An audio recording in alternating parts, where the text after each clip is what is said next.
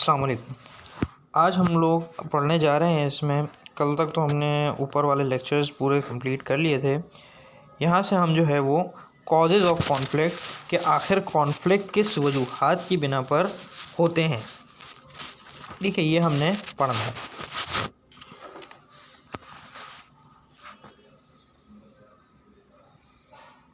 अच्छा जी, पहली है हिस्ट्री। देखो, हिस्ट्री से मुराद ये है कि वो इख्तलाफ, वो लड़ाई जो पुरानी सदियों से चलती हुई आ रही है, ठीक है, जैसे कि हिंदू मुस्लिम की हो गई, पुराने वक्तों से चलती हुई आ रही है। और किसी तरह मुख्तलिफ़ एम्पायर्स की भी आपस में मुख्तलिफ़ लड़ाइयाँ चलती हुई आती हैं। तो मुख्तलिफ़ वक्तों से चलती हुई आने वाली जो इख्तलाफ हैं वो हिस्टोरिकल कॉन्फ्लिक्ट कहलाते हैं। फिर आपके पास है differences in colour, interest, ideology, इन सब में जो है ना इख्तलाफ होता है। ज़बान पे भी इख्तलाफ होता है। फॉर एग्ज़ाम्पल पंजाबी और सिंधी ज़बान में इख्तलाफ है। फॉर एग्ज़ाम्पल आपका इंटरेस्ट जो है वो क्रिकेट में है, सामने वाले का फ़ुटबॉल में है, इसमें भी इख्तलाफ हो जाता है। आपको जो है वो फॉर एग्ज़ाम्पल फ़ुटबॉल की फ़लानी टीम पसंद है तो उसको जो है वो ढिमकानी पसंद है। तो इट डिपेंड्स ऑन, किसी को मेसी पसंद है तो किसी को रोनाल्डो, किसी को कोका कोला तो किसी को पेप्सी, इट डिपेंड ऑन। फिर होती है लिमिटेड रिसोर्सेज। जब आपके पास रिसोर्सेज कम होती हैं, लिमिटेड होती हैं, तो आपके अंदर भी जो है वो इख्तलाफ होता है, मुख्तलिफ़ तौर पे जो है इख्तलाफ रहता है। फिर आपके पास है विन एंड लूज सिचुएशन, कि जब आपके पास कुछ हारने या कुछ जीतने की जो है वो सिचुएशन होती है तो भी आप सामने वाले से इख्तलाफ रखते हैं। फिर इंटरडिपेंडेंसी है, किसी पर बहुत ज़्यादा डिपेंडेंट होना, या उससे कह लें फॉर एग्ज़ाम्पल हम किसी रिस्पॉन्सिबिलिटी है, कोई ज़िम्मेदारियाँ दी हुई हैं, कोई बाउंड्रीज़ दी हुई हैं, तो उसको क्रॉस किया जाएगा तो अब क्या लड़ाई, इख्तलाफ शुरू हो जाएगा, कॉन्फ्लिक्ट शुरू हो जाएगा दरमियान कि क्यों ये बाउंड्रीज़ क्रॉस की गई हैं, क्यों ये रिस्पॉन्सिबिलिटी पूरी नहीं की गई। फिर आपके पास आती है मिसअंडरस्टैंडिंग, गलतफहमियाँ इंसान जो है वो अक्सर व बेशतर कर देता है। बेहतर ये है कि अवॉइड किया जाए गलतफहमियों को, और अगर हो जाए तो उसे दूर किया जाए। कॉन्विक्शन बिलीव, कुछ चीज़ों पे इंसान को क्या होता है, यकीन होता है, और क्या रखता है वो अपने उसको उसकी तरफ जाता नहीं है, ठीक है, अपने आप को मान लेता है कि ये जो है ना वो बेहतर चीज़ है, ये जो है वो अच्छी चीज़ है, ये जो है वो सही चीज़ है। बाकी सामने वाला जो बोलता रहे वो वही मानेगा जो उसने समझना है। सामने वाला जो समझाता रहे लेकिन कोई फ़र्क उससे नहीं पड़ेगा उसे। तो बेहतर क्या है कि आप जो है वो अपने अंदर सुनने और समझने की भी जो है वो सलाहियत रखें। फिर है स्ट्रेस एंड फेलियर क्या है कि जब आप बहुत ज़्यादा जो है ना वो थक जाते हैं तो आप जो है ना वो लड़ने के बहाने ढूंढते हैं। जब आप बहुत ज़्यादा थक जाते हैं तो आप कह लें कि फॉर एग्ज़ाम्पल आप जो है ना वो पूरे 4 घंटे जो है ना वो दिन में सोए हैं और उसके अलावा सारा वक्त आपने जो है ना वो भरपूर काम किया, ठीक है, और उसके बाद जो है ना आप सोने जा रहे हैं तो सामने वाला शख्स आपको कह रहा है यार एक काम करते हैं, लूडो खेलते हैं। क्या कि भाई एक इंसान पूरा थका हुआ है, स्ट्रेस में है, फ्रस्ट्रेट हो जाता है, कभी कभी उसके सर पे पेपर हैं, जॉब है, प्लस और एक्सवाइज़ेड काम है, फ्रस्ट्रेटेड हुआ है, और सामने वाले जो है ना वो उससे और परेशान कर रहे हों उसे। तो ऐसी सिचुएशन में जो है वो लड़ाई हो जाती है। फिर आता है चेंजेस जो है वो किसी इंडिविजुअल में हो, ग्रुप में हो, ऑर्गेनाइजेशन में हो, आपकी लाइफस्टाइल में कोई भी चेंजेस आएगा तो आप उसके ख़िलाफ़ या उसके हवाले से जो है ना वो क्या करेंगे, कोई ना कोई एक्शन ज़रूर लेंगे। क्लियर है? तो इसमें भी जो है ना वो कॉन्फ्लिक्ट क्रिएट होता है, इख्तलाफ क्रिएट होता है। फिर है आपके पास sources of inter group conflict. Inter group conflict क्या होता है, दो ग्रुप्स के दरमियान क्या हो रहा है, कॉन्फ्लिक्ट तब होता है जब आपस में कोई कंपटीशन हो, तब होता है जब कोई गोल्स या वैल्यू या परसेप्शन इख्तलाफ हो। फॉर एग्ज़ाम्पल प्रोडक्शन डिपार्टमेंट का अकाउंट डिपार्टमेंट से जो है वो कोई डायरेक्ट लिंक नहीं है, लेकिन क्या इख्तलाफ हो सकता है, किसी भी बात पे हो सकता है। अच्छा, group authority not in balance with their responsibilities. Group के पास जो अथॉरिटीज़ हैं, जो उनके पास राइट्स हैं कि वो ये काम कर सकते हैं, लेकिन उनके पास उतनी रिस्पॉन्सिबिलिटी नहीं है। मतलब फॉर एग्जांपल कम राइट हैं और ज़्यादा रिस्पॉन्सिबिलिटी है। जिम्मेदारियां जो हैं वो फलाना फलाना फलाना फलाना सारे काम करने की उन पर हैं, लेकिन उनके पास जो है ना वो कोई सबॉर्डिनेट नहीं है जिससे वो काम करवा सकें। सब लोग अपना अपना काम करेंगे, आपने ये सब काम निकलवाना है, लेकिन आप कुछ कर नहीं सकते। तो ऐसी पावर का कोई फ़ायदा नहीं होता। अनक्लियर और एम्बिगियस जो रिस्पॉन्सिबिलिटी और रोल्स होते हैं, नॉट एम्बिगियस की मीनिंग्स है ना, नॉट क्लियर होते हैं कि इंसान को क्या है, क्लैरिफाई नहीं है, पता नहीं है कि कौन से गोल्स, कौन सी चीज़ें जो हैं वो करनी है। अच्छा, एक सवाल इसमें आ रहा है, पहले तो आप लोगों से एक सवाल है, क्या कॉन्फ्लिक्ट जो है वो नेगेटिव ही होता है हमेशा? क्या पॉजिटिव कॉन्फ्लिक्ट नहीं होते हैं या होते हैं? क्या ख्याल है? एक नज़र ज़रा सोच लें, देन मैं आपको जवाब देता हूँ।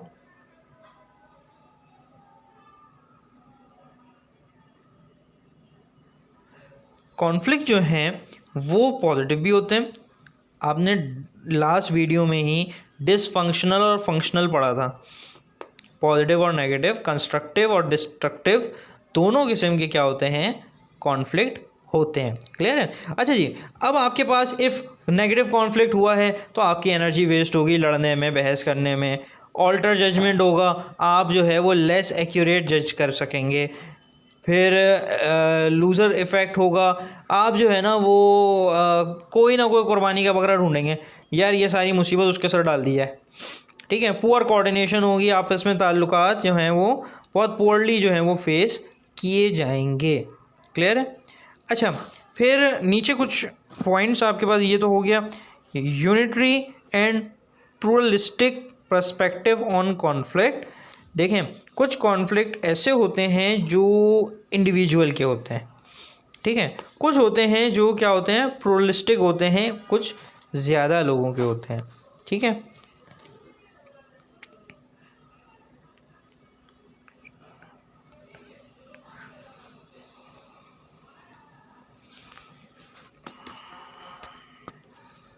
ये मैं नीचे तो खैर तफसील आ ही रही है, मैं यहाँ एक छोटी सी लाइन मार्क कर रहा हूँ, यहाँ से लेके चलेंगे। ठीक है, यूनिटरी हैप्पी फैमिली व्यू, याद रखिएगा, happy family view. Happy family view क्या कहता है, where a conflict regards as an exceptional destruction, कि ये क्या हैं, ख़तरे वाली निशानियाँ हैं। यूनिटरी जो है वो क्या दिखाता है, डिस्ट्रक्टिव यूज़ ऑफ कॉन्फ्लिक्ट है। फिर आपके पास आता है pluralistic use. Pluralistic use of conflict जो है वो क्या है, नेचुरल कॉन्फ्लिक्ट है। इतना इख्तिलाफ जितना हो सकता है वो क्या है आपके पास, कंस्ट्रक्टिव कहलाता है। ठीक है, इतना जो कह लें, प्लूरलिस्टिक जो है वो फिर बेहतर है एज़ कम्पेयर टू यूनिटरी।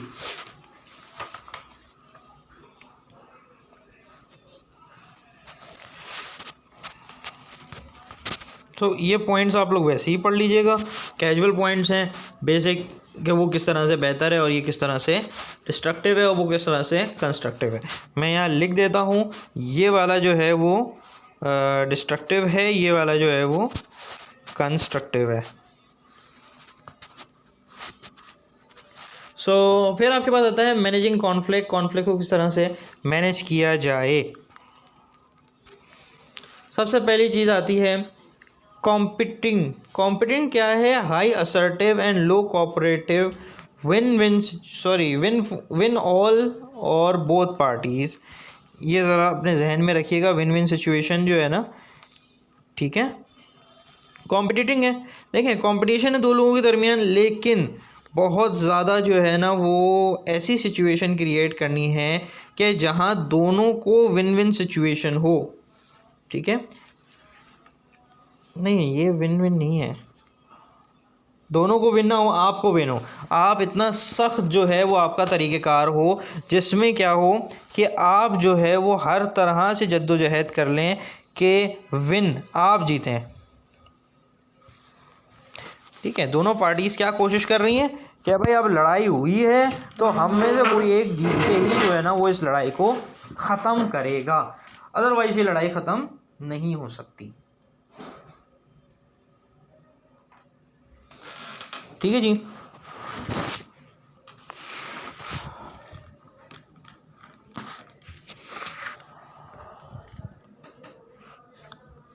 फिर है अवॉइडिंग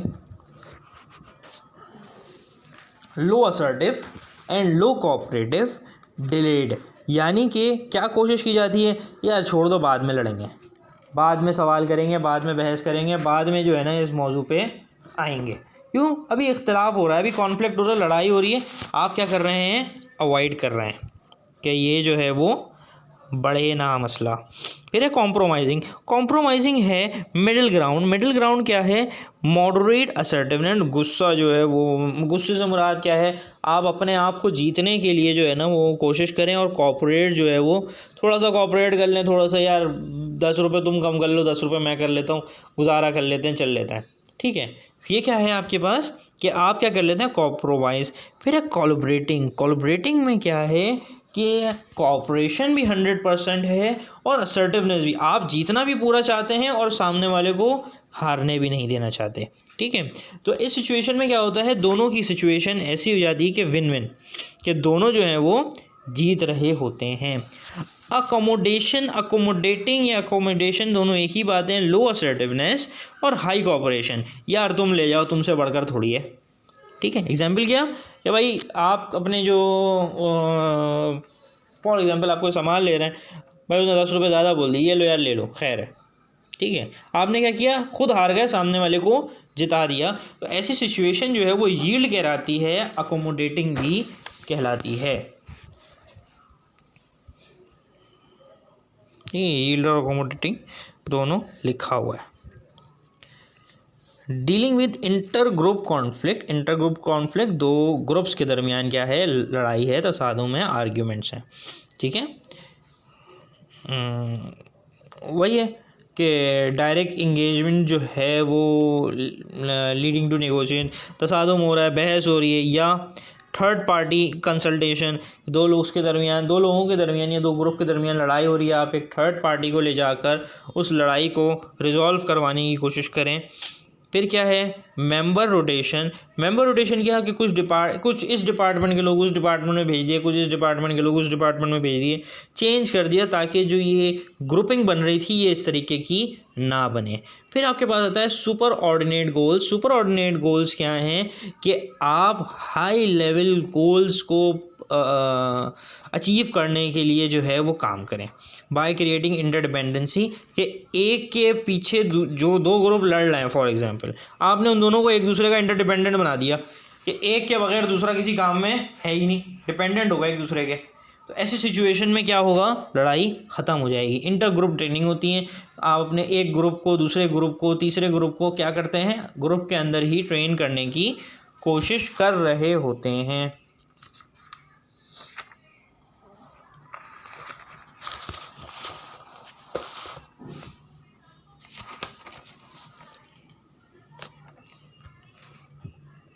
ठीक है, ये एक्स्ट्रा है। हैंडी की जो है ना वो पॉइंट्स हम देखने जा रहे हैं यहाँ पे, ठीक है। हैंडी जो है वो कह रहा है कि successful arguments in resolving differences, कि क्या सक्सेसफुल आर्ग्यूमेंट्स हैं कि आप किसी कॉन्फ्लिक्ट को ख़त्म कर सकें, ठीक है। बस ये 2 पेज हो रहे हैं, उसके बाद रजिस्ट्रेशन है, एंड हो जाएगा ये टॉपिक भी हमारा। कंस्ट्रक्टिव आर्ग्यूमेंट जो बेहतरी दिखाएं, जो फ़ायदा दिखाएं, ऐसे आर्ग्यूमेंट जो हैं वो कंस्ट्रक्टिव कहलाते हैं। क्लियर है? कंस्ट्रक्टिव आर्ग्यूमेंट्स दें, डायनेमिक सोच रखें, ट्रस्ट रखें सामने वाले पे, कॉन्फिडेंट रहें, अपनी लीडरशिप और चैलेंजिंग टास्क को उसके साथ शेयर करें ताकि ग्रुप में या इंडिविजुअली लड़ाई ना हो। Free and open expression of feeling and emotion, हर शख्स जो है वो अपनी बात रख सके, ठीक है, हर शख्स अपनी बात कह सके। एडुकेट इन्फॉर्मेशन, और एडुकेट के मीनिंग होते हैं आपके पास, एडुकेट के मायने थे काफ़ी, कि आपके पास इतनी इन्फॉर्मेशन हो जितनी आपको रिक्वायर्ड हैं।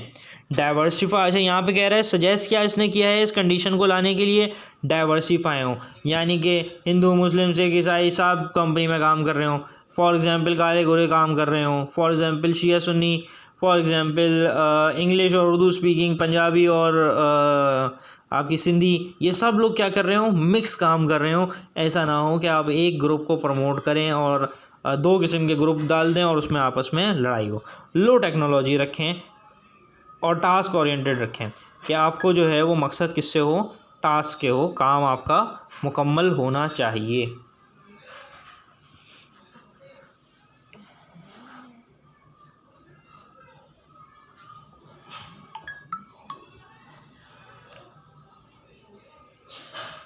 देन आपके पास जो है कॉन्फ्लिक्ट को मैनेज करने की जो स्ट्रेटजीज़ हैं वो आ रही हैं, उसको देखते हैं। पहला है कॉन्फ्लिक्ट स्टिमुलेशन, और एक और मुश्किल अल्फाज, orchestration approach actively encourage conflict as a means of generating new ideas and new approach. Conflict को जो है वो बनाया जाए, इख्तलाफ जो है वो दिखाया जाए, ताकि क्या फ़ायदा हो, आप नए सलूशन, नई आइडियाज़ को अर्न कर सकें या बना सकें। ठीक है। कॉन्फ्लिक्ट सस्पेंशन के बाद को जो है वो क्या कर दिया गया, दबा दिया गया। अथॉरिटीज़ के फोर्स करने पे उस कॉन्फ्लिक्ट को, इस सिचुएशन को अवॉइड कर दिया गया। ठीक है। कॉन्फ्लिक्ट रिडक्शन, कॉन्फ्लिक्ट को रिड्यूस करा गया bye means of different solutions, कि आपने उसको इंटरडिपेंडेंट बना दिया या थर्ड पार्टी को ले आए आप, उनसे आपने उस लड़ाई को ख़त्म करवाया। ठीक है। काउंसिलेशन करवा ली, या एट्रीब्यूशन भी हमने लास्ट टाइम पढ़ लिया था, थर्ड पार्टी आकर केस सॉल्व करे या बात रिजॉल्व करे। फिर है कॉन्फ्लिक्ट रेजोल्यूशन, जिस पॉइंट पे लड़ाई हुई थी आपने वो पॉइंट ही ख़त्म कर दिया, उस प्रॉब्लम को ही ख़त्म कर दिया, तो विन विन सिचुएशन एक क्रिएट हो गई।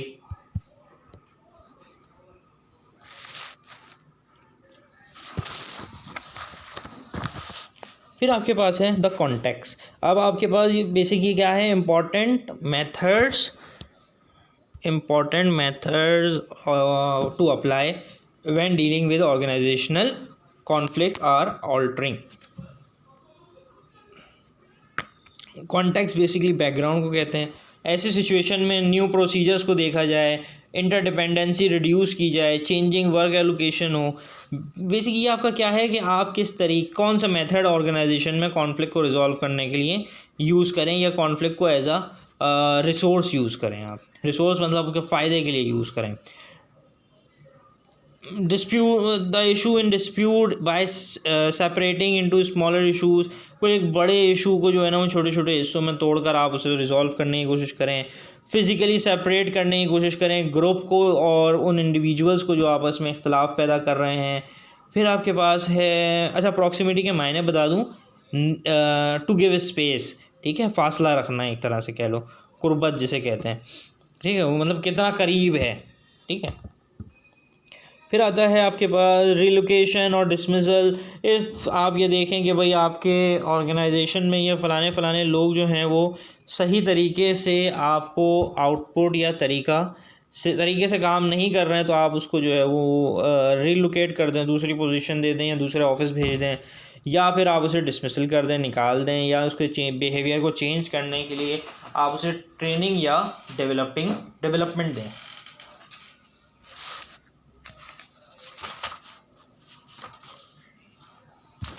ओके जी। फिर हमारे पास है dealing with industrial relation conflict, के ऑर्गेनाइजेशन या इंडस्ट्रीज़ के दरमियान क्या है, इख्तिलाफ है। फिर आपके पास पहला पॉइंट है यूनियन अवॉइडेंस स्ट्रेटजीज़। यूनियन जो है वो अवॉइड करे, यूनियन की एक्टिविटीज़ जो हैं वो बढ़ा दी जाएँ। यूनियन बेसिकली होता है आपके पास ऑर्गेनाइजेशन में वो शख्स जो कंट्रोल कर रहा होता है लेबर को। ठीक है। फिर आता है